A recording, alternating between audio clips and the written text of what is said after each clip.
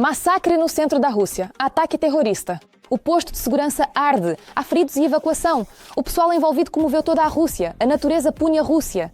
Inferno de gelo e o ciclone assassino. Algo está se aproximando rapidamente de Moscou e os russos não conseguem lidar com isso. Os russos se viram sitiados. Moscou está cercada por gelo. O bumerangue voltou. Colapso energético na Federação Russa. Detalhes a seguir. Assista até o final.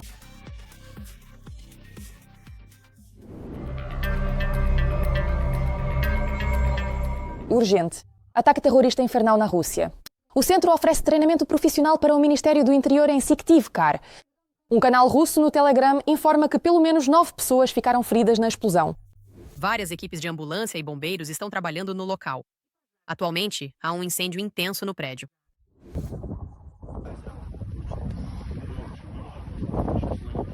A área do incêndio é de cerca de 340 metros quadrados.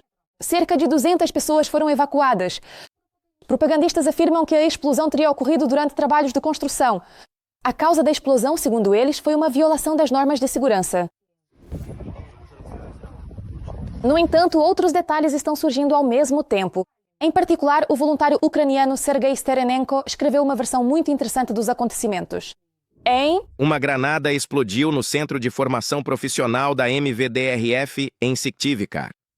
Pelo menos 10 policiais ficaram feridos, 4 deles em estado grave. Cerca de 200 policiais também foram evacuados. Um incêndio irrompeu no local.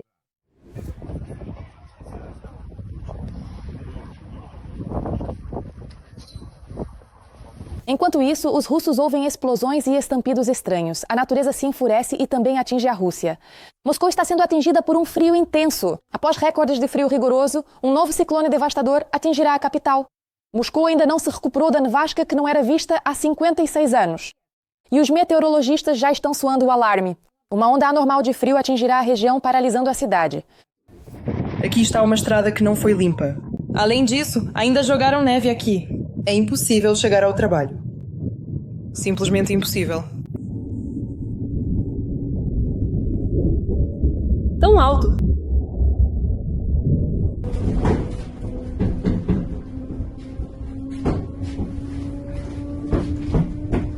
O poderoso ciclone Francis já paralisou o transporte na capital da Rússia. Mas o pior ainda está por vir. Após a nevasca virá um frio intenso. Um novo ciclone está se aproximando de Moscou. Segundo as previsões, a temperatura do ar em Moscou poderá cair para menos 20 graus e em algumas áreas para menos 22 graus ou menos. Há pânico no Kremlin. Todo o sistema de aquecimento foi urgentemente colocado em modo de sobrevivência.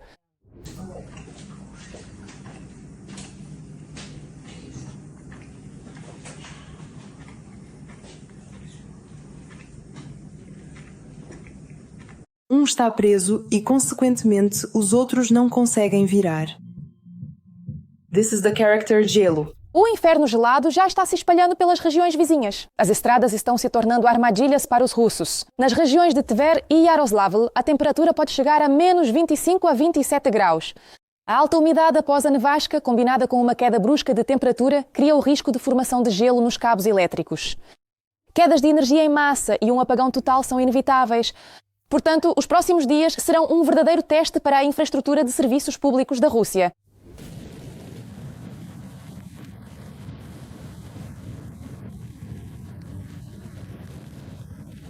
É para onde ir agora?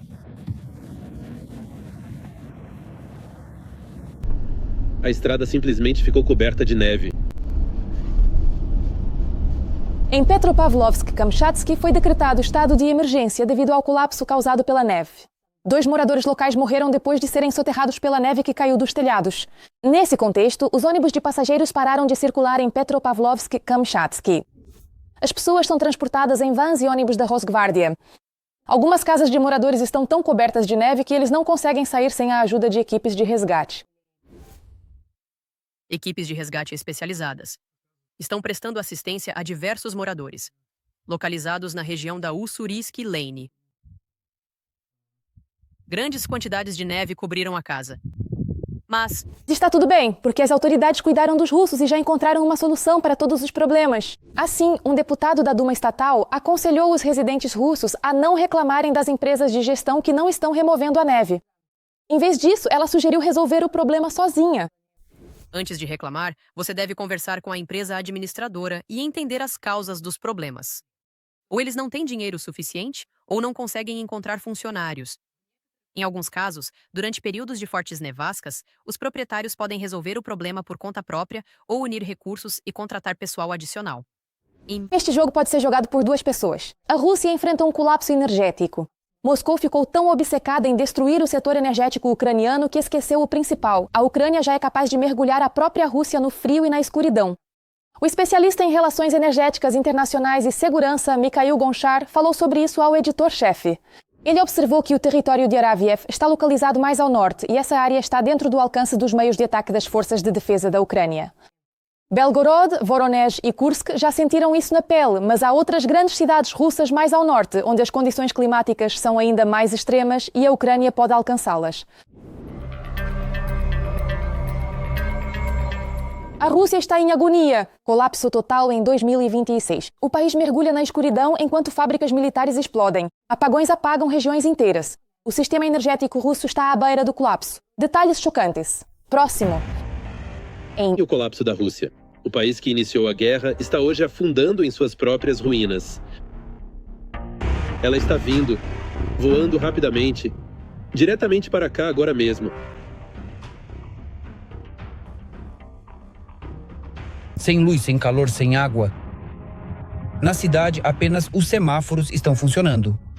O inverno revelou o que as autoridades vinham escondendo há anos por trás de relatórios e desfiles. Apagões, usinas termoelétricas paradas, cidades sem aquecimento, pessoas em apartamentos com temperaturas abaixo de zero, sem luz, sem calor, sem ajuda. E não, isso não é um desastre natural. Este é o resultado do que o governo russo tem feito com a Ucrânia há quase 5 anos. Destrói a infraestrutura crítica, deixa as pessoas sem aquecimento, sem luz, sem vida, transforma cidades inteiras em ruínas. E agora essa retaliação retorna para a própria Rússia.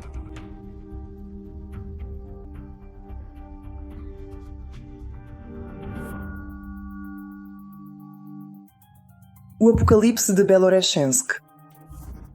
Sem luz, sem água, nada funciona em lugar nenhum. Na noite de 12 de janeiro, uma série de explosões ocorreu na região da usina termoelétrica local em Orel, na Rússia. Drones atacaram a usina termoelétrica e em uma de suas áreas irrompeu um incêndio, levantando uma densa fumaça sobre a cidade. Esta já é a segunda ataque à usina termoelétrica de Orel em uma semana. Alguns dias atrás, o local já havia sofrido um ataque e agora voltou a ser alvo. Sim. Não, estamos filmando bem. Você está vendo ali mesmo? Ali dá pra ver a usina termoelétrica. Aqui. E está vendo aquela fumaça? Estou com muito medo do que está acontecendo. Well, let me think about that for a moment. Let's see. Resultado desse incêndio e dos danos, começa a haver falhas no fornecimento de energia, aquecimento e abastecimento de água para os bairros da cidade. E na região de Belgorod ocorreu um apagão em larga escala. Após os danos, a infraestrutura energética e uma parte significativa da região ficaram sem eletricidade. Na verdade, a escuridão não é tão assustadora quanto a falta de água. Bem, para as mulheres sim, claro. O que as mulheres têm a ver com isso? Todo mundo vai ao banheiro. Então, o patrocinador da nossa viagem de hoje é o banheiro e o banho noturno. Boneco de neve. Houve interrupção de energia em áreas residenciais, instalações de infraestrutura e empresas. As autoridades foram obrigadas a fechar também os centros comerciais. Eles fisicamente não conseguem funcionar sem eletricidade. Nós estamos com 556 mil pessoas sem eletricidade em 6 municípios. Quase a mesma quantidade está sem aquecimento. Em primeiro lugar, isso afeta 1.920 prédios residenciais. Quase 200 mil pessoas estão sem água e sem esgoto. Na região de Rostov, drones atacaram uma das mais potentes usinas termoelétricas do sul da Rússia, a usina de Novocherkassk. Após o ataque, um incêndio começou na instalação. Não se trata de uma pequena caldeira, mas de um nó energético-chave, do qual depende o abastecimento de bairros inteiros. Qualquer dano a uma instalação dessas afeta automaticamente o fornecimento de eletricidade, o aquecimento e a estabilidade de toda a rede regional. Isso não é uma scooter voando, é um drone voando. Olha ali, alguma coisa está pegando fogo.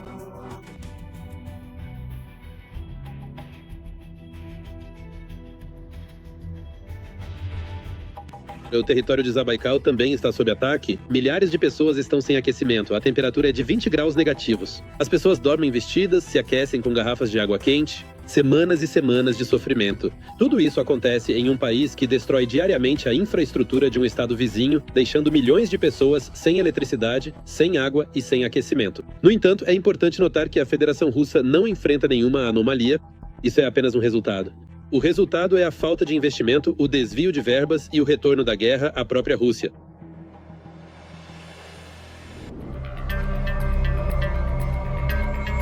Novos problemas continuam a atingir a Rússia. O inferno do crime invadiu todos os lares. Em 2025, a Rússia atingiu o fundo do poço. O número de crimes graves bateu recorde histórico.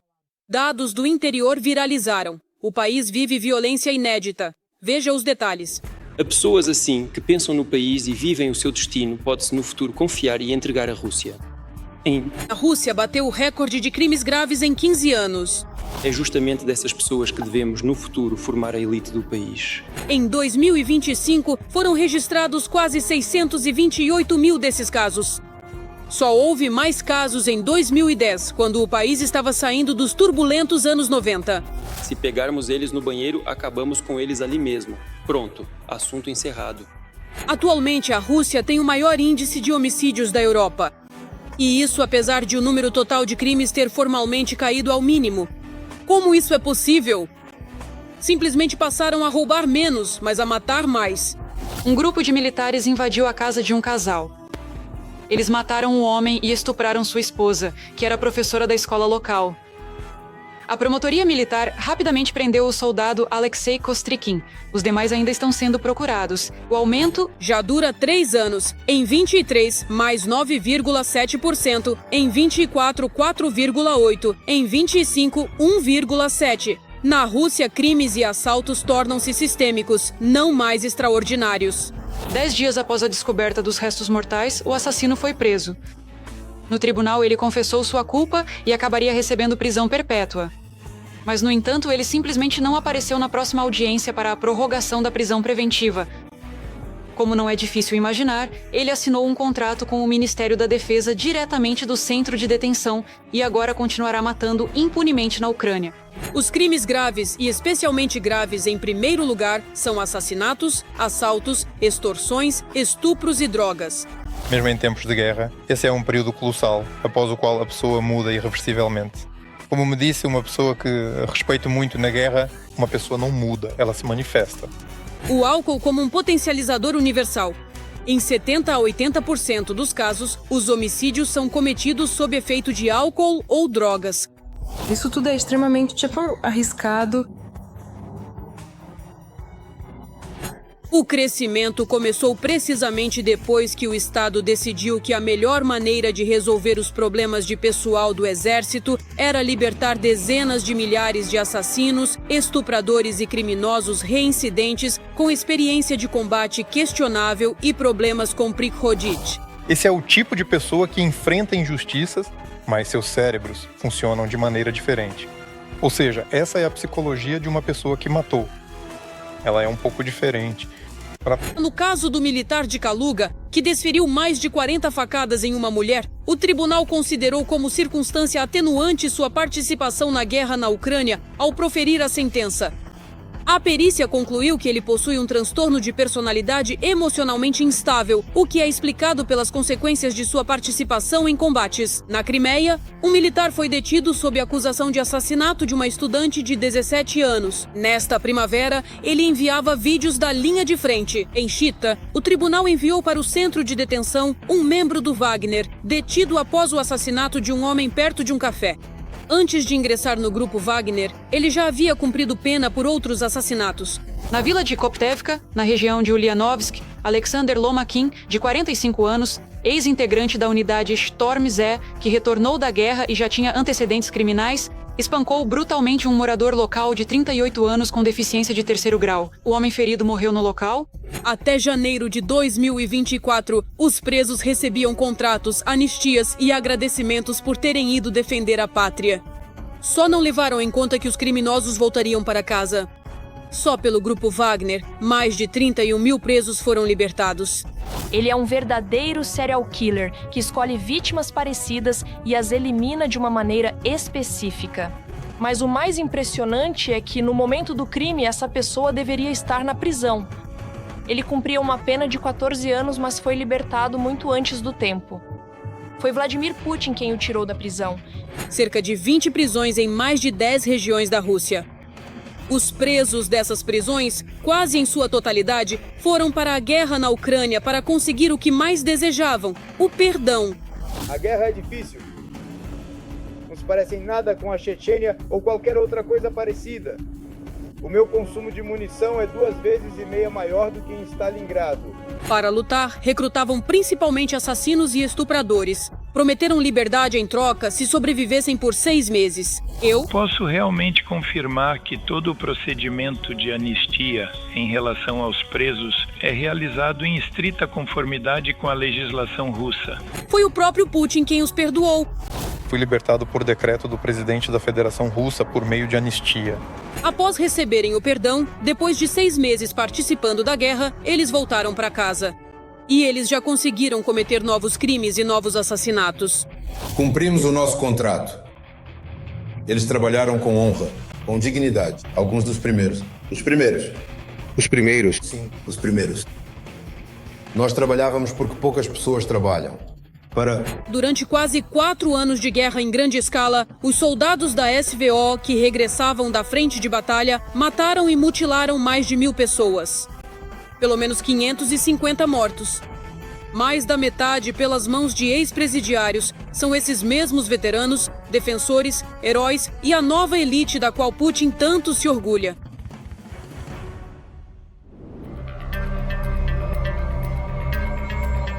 Choque, recorde absoluto no sul. Drones ucranianos dizimam russos. Mês de execuções para ocupantes. Recorde de alvos inimigos atingidos. Um salto incrível na tecnologia ucraniana que chocou o mundo inteiro. Veja os detalhes. 7 meses de metas de 20 bilhões de dólares. As forças de defesa estabeleceram um recorde absoluto na destruição de equipamentos e propriedades russas na frente de batalha, ao mesmo tempo em que completaram pouco menos de 1 milhão de missões de combate. Vamos lá, vamos lá, vamos lá, vamos lá! Isso, muito bem.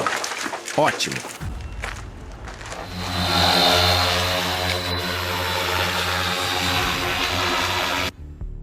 O relatório do trabalho realizado foi publicado no Facebook pelas Forças de Sistemas Não Tripulados das Forças Armadas da Ucrânia. E os números realmente impressionam. Desde a criação do SBS, em menos de meio ano, já foram eliminados mais de 50 mil ocupantes. E esse número cresce a cada mês devido à ampliação da área de atuação dos drones. Os sistemas não tripulados estão tornando cada vez mais linhas de contato de combate perigosas. E a distância da linha de contato de combate, tanto para o espaço operacional do inimigo quanto para o nosso, está ficando cada vez mais profunda. Hoje em dia, a zona máxima desse tipo, que é complexa, chega a 15. Pode-se dizer que no final de 2025 chegamos ao ponto em que 25 quilômetros se tornaram extremamente perigosos para tudo o que está lá. Até meados de 2026, essa distância deve chegar aproximadamente a 34 a 55, possivelmente até 40 quilômetros. Apesar de a Rússia também estar avançando no tema dos sistemas não tripulados, a liderança em inovações no campo dos drones pertence indiscutivelmente às Forças Armadas da Ucrânia, segundo especialistas. Em primeiro lugar, isso se deve às decisões que os comandantes frequentemente tomam por conta própria no local. A Companhia de Sistemas Terrestres Não Tripulados da 93ª Brigada Mecanizada Independente das Forças Armadas da Ucrânia desenvolveu e utiliza uma versão original de drone terrestre de assalto armado com um bloco de foguetes aéreos não guiados NARS-5. O líder da equipe, cujo indicativo de chamada era eletricista, que propôs o conceito, disse que a ideia surgiu do desejo de aumentar o poder de fogo das plataformas terrestres móveis. A inspiração veio de um bloco UB-1657 encontrado em um antigo caça soviético que serviu como monumento por décadas. A estrutura foi cuidadosamente desmontada e reativada para ser reutilizada.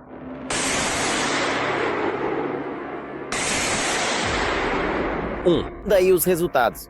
Segundo o mesmo relatório de drones, desde maio de 2025, mais de 7.500 veículos russos usados para invadir suas posições foram destruídos, assim como mais de 5.500 motocicletas e outros 2.500 canhões e obuses. Bem, onde estaríamos sem equipamentos pesados? Nesse mesmo período, os russos perderam 532 tanques e centenas de veículos blindados leves.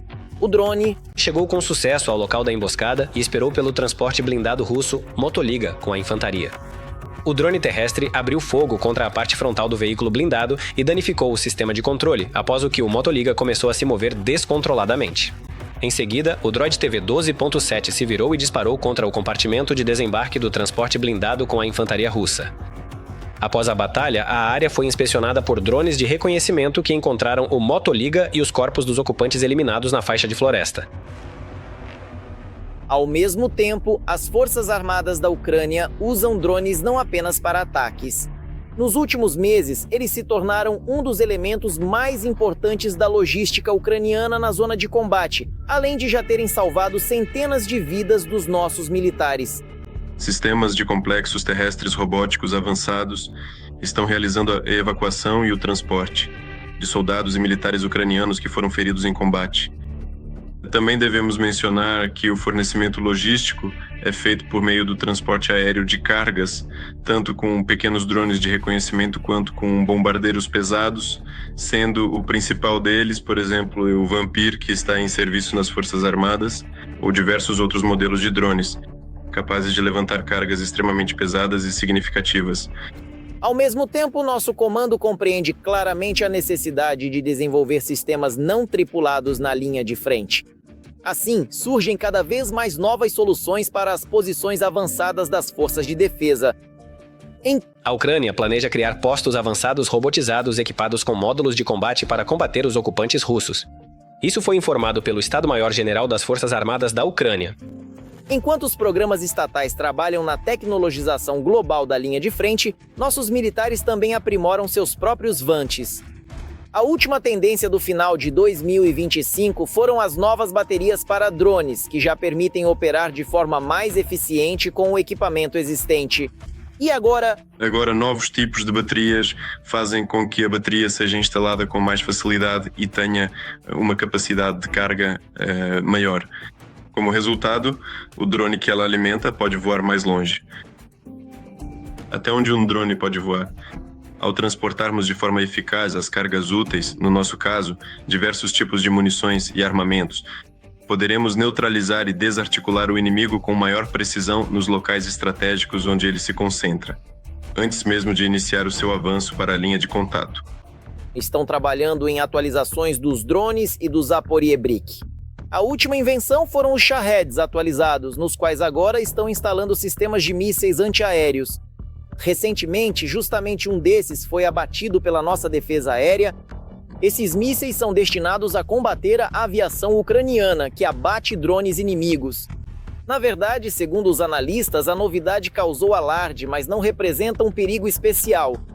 É preciso travar bem o alvo para lançar o Manpads. Além disso, é preciso manter o alvo por algum tempo, porque o Manpads não funciona instantaneamente. Antes de realizar o disparo, é necessário resfriar o sistema de guiagem à cabeça autodirigida. E isso leva tempo. Portanto, digamos assim, praticamente não há perigo para os aviões. O operador não conseguirá rastrear o avião e atingi-lo com um dispositivo desse tipo. Manpads, quero dizer, o sistema Manpads em geral presente em Shahed. Sim, para helicópteros o perigo é um pouco maior, porque a capacidade de manobra e a velocidade de um helicóptero são menores. Os mártires correm um enorme perigo.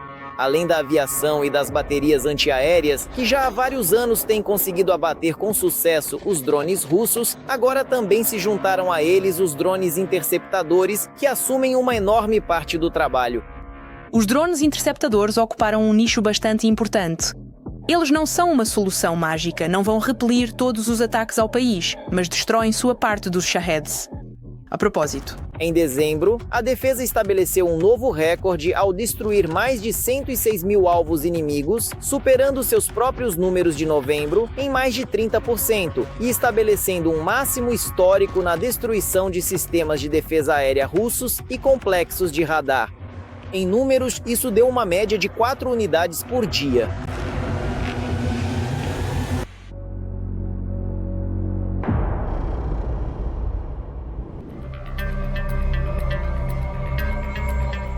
E o que você acha dos últimos acontecimentos? Dúvidas nos comentários, curta o vídeo e siga as notícias. O melhor está por vir.